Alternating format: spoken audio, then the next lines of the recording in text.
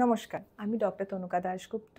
আমি পেশায় gynaecologist and obstetrician, মানে আমি মহিলা এবং প্রসূতি বিশেষজ্ঞ।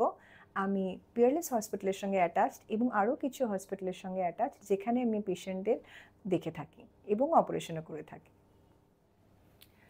আজকে আমরা একটি টপিক নিয়ে কথা বলবো। সাধারণত কাপলরা এই নিয়ে কথা বলতে লজ্জা পায়। অনেক সময় মহিলা তার স্বামীকে ওপিডির বাইরে বার করে দিয়ে প্রশ্নটি লুকিয়ে লুকিয়ে আমার কাছে করে। আজকে সবার সামনে এই ইম্পর্টেন্ট টপিকটা নিয়ে একটা ছোট্ট কয়েকটা মন্তব্য। সেক্স ডিউরিং প্রেগনেন্সি স্বাভাবিক না অস্বাভাবিক? আচ্ছা, যখন কোনো কাপল প্রেগনেন্ট হয়, প্রাথমিকভাবে যখন তারা জানতে পারে, তখন মোটামুটি কিন্তু ভ্রূণের বয়স 4 থেকে 5 সপ্তাহ হয়ে গেছে। তো তার মধ্যে তারা হয়তো সহবাস করেওছেন। তাতে অসুবিধা বা ভয় পাওয়ার কিছু নেই, কারণ সহবাস একটি স্বাভাবিক জিনিস। নাও যখন আমরা জেনে যাচ্ছি যে মহিলাটি প্রেগনেন্ট, তারপর কি ডিফারেন্ট হয়? স্বাভাবিকভাবে কিছুই ডিফারেন্ট হয় না। কিন্তু কি হয়, যখন ফার্স্ট ট্রাইমেস্টার বা শরীরে ভ্রূণ আসছে বা আমরা জানতে পারছি মহিলাটি প্রেগনেন্ট, তখন কি হয়, এই যে প্রথম 3 মাস বা প্রথম 13 সপ্তাহ rather is a first trimester, মানে একটি ছোট্ট ভ্রূণ থেকে বাচ্চাটি তৈরি হচ্ছে, মানে ট্রান্সফরমেশন হচ্ছে, তার ছোট ছোট পা, হাত পা এগুলো গজাচ্ছে। সাধারণত এই সময় miss rate is quite high. 1 in 5 couple lands up in miscarriage during first 13 weeks. তার জন্য প্রথম 13 সপ্তাহ কিন্তু দেখবেন মহিলাদেরও খুব কষ্ট হয়, তাদের বমি পায়, তারা সারাক্ষণ শরীর খারাপ করতে থাকে, কারণ শরীরও আস্তে আস্তে প্রেগনেন্সির সঙ্গে পরিচিত হচ্ছে। সেই জন্য এই প্রথম 3 মাস আমরা পেশেন্টদের সাবধানে থাকতে বলি।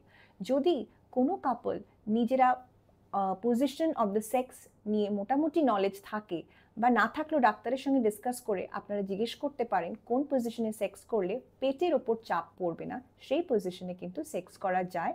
যদিও first 13 weeks is a very critical. কি হয়, যদি after the sex the women starts bleeding, যে পেশেন্টের যদি ব্লিডিং শুরু হয়, তখন কাপলদের একটা গিল্ট ফিলিং হয় যে আমরা সহবাস করলাম, তার জন্যই হয়তো এই ব্লিডিংটা শুরু হলো। সেই জন্য প্রথম 13 সপ্তাহ আমরা পেশেন্টদের একটু সাবধানে টেক ইট ইজি এই উপদেশ দিয়ে থাকি।